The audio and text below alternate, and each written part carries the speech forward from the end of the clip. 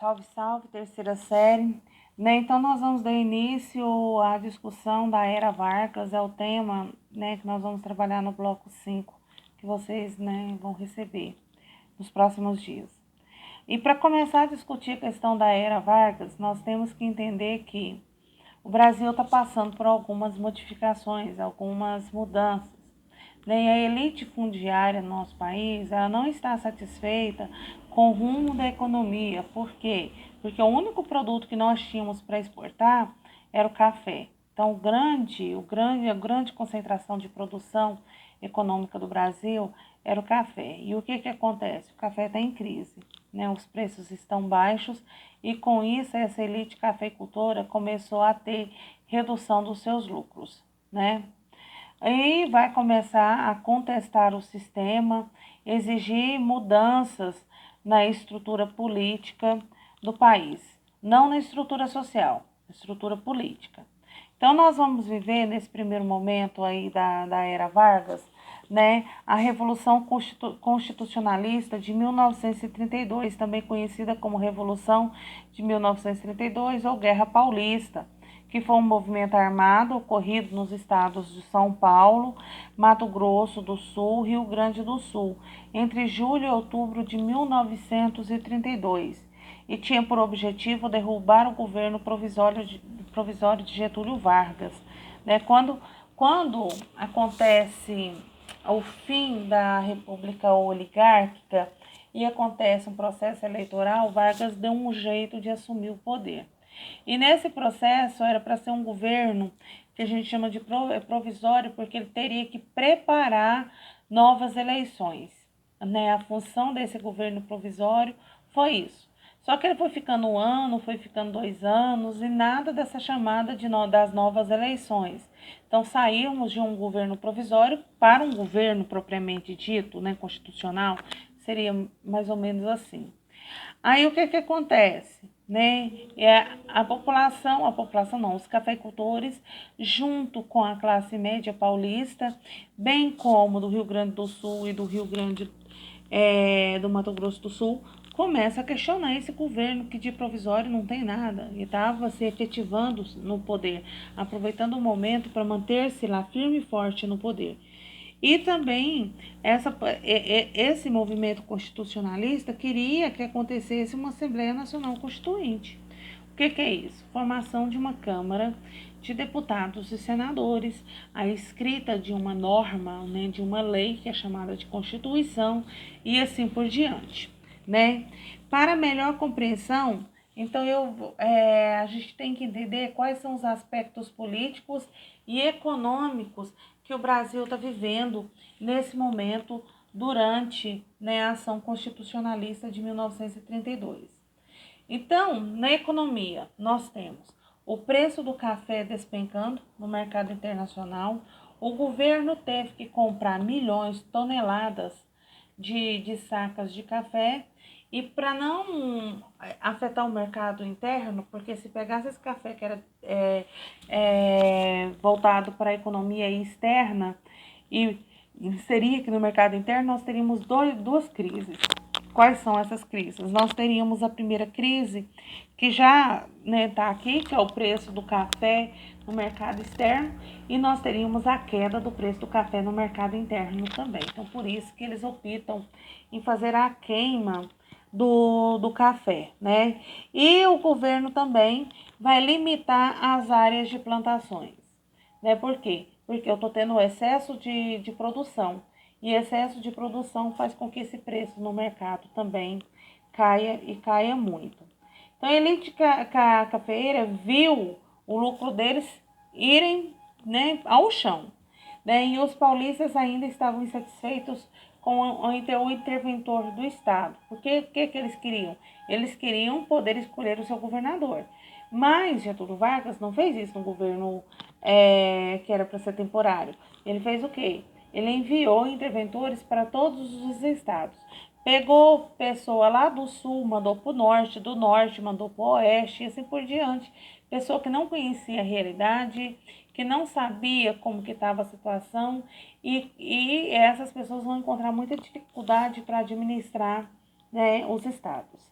Né? Aí, dentro desse processo ainda, né, então nós vamos ter, dessa forma, o presidente vai anunciar, à medida que a Revolução Constitucionalista vai tomando pé, vai anunciar uma eleição para a formação de uma Assembleia Constituinte.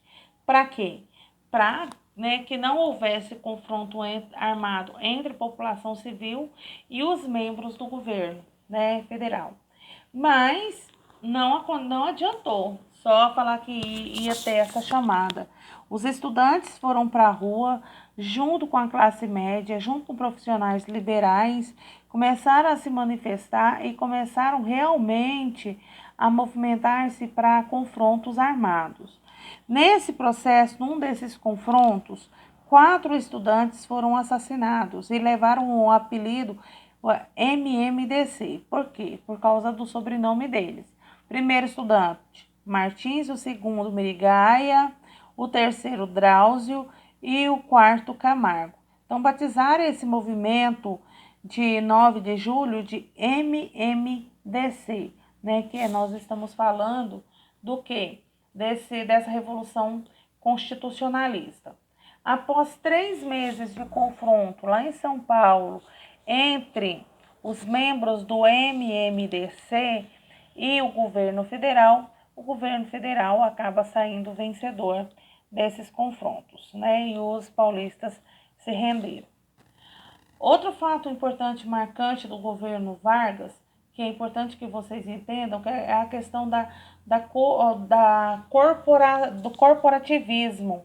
Ou seja, como que esse corporativismo está ligado com a elaboração das leis trabalhistas. As primeiras leis trabalhistas que nós tivemos foi no governo Getúlio Vargas, bem como uma Constituição considerada democrática. Essas leis trabalhistas vai surgir em 1934, né? Vai ser promulgado. Mas elas são promulgadas porque o governo é bonzinho? Não, porque havia uma grande manifestação da sociedade em relação a esse anseio por essas leis. Essa é a realidade que nós temos aqui dentro desse processo. Então, nós temos aqui o corporativismo, é como se fosse uma organização das classes produtivas em corporações fiscalizadoras do Estado, que procuravam centralizar as relações entre patrões e empregados, defendendo os interesses do grupo. Também existe a promulgação de leis trabalhistas e o advento desses viés políticos no Brasil com o regime de Getúlio Vargas, né, sobre a inspiração do regime fascista italiano. Até os anos de 1920, não havia nenhum tipo de legislação ou entidades no Brasil que mediassem essa relação de trabalho, que não fossem as próprias organizações operárias autônomas. Então, essas corporações, então nós vamos ter a corporação do empregador e temos a corporação dos empregados. Então, cada uma vai defender os seus interesses. Cada uma. Elas vão ter que sentar, negociar para poder estabelecer as relações profissionais que seriam executadas dentro de uma determinada organização. Por que isso? Porque sem nenhuma fiscalização, sem nenhum tipo de legislação, o que acontecia? Mesmo com isso já acontecia. Jornadas de trabalho de 18 horas, pagava por produtividade, então se o indivíduo ficasse doente ou não conseguisse trabalhar ou acontecesse alguma coisa que não fosse, ele não teria direito a receber nada. Se ele fosse dispensado hoje, amanhã ou depois, ele só era dispensado do trabalho, não recebia acertos, não receberia nada, não teria a quem recorrer. Então, essas corporações vêm falando, não, nós temos que negociar.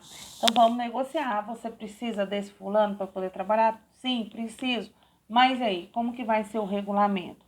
Então, essas corporações acabam assumindo esse processo. Ah, professor, é um sindicato? Pré-sindicato eu poderia chamá-lo, mas de sindicato ainda não, porque nós não temos uma legislação propriamente dita. Dessa forma, vai intensificar a luta entre operários, né? E eles estão em busca de uma legislação que fizesse o quê? Que garantisse os direitos deles, né? Os direitos de trabalhador, que garantia os direitos do trabalhador, como férias, descanso semanal, limitações das jornadas de trabalho e do emprego de jovens e crianças. Funcionaria como modo de amenizar o confronto entre trabalhadores e proprietários. Gente, mas vamos deixar bem claro, essas corporações eram criadas pelo governo. O objetivo do governo era evitar qualquer tipo de confronto. Esse era o objetivo final desse corporativismo. Por isso que eu não posso chamar de sindicato, porque sindicato é uma organização específica do trabalhador.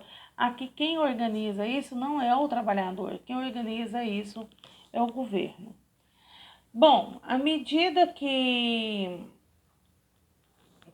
a rejeição de Vargas vai aumentando, ele vai conseguir criar subsídios e vai dar um golpe, né? E ficar no poder e instalar um Estado novo. O Estado novo pode ser classificado, tem características muito semelhantes com a ditadura. Só que aqui eu não estou falando de uma ditadura militar, eu estou falando de uma ditadura civil, já que Vargas ele era civil, né? Então nós estamos falando de um civil, então portanto nós estamos falando de uma ditadura civil. Bom, quais são, né, os motivos que levaram à instauração desse Estado novo? Então, como se caracteriza o Estado Novo?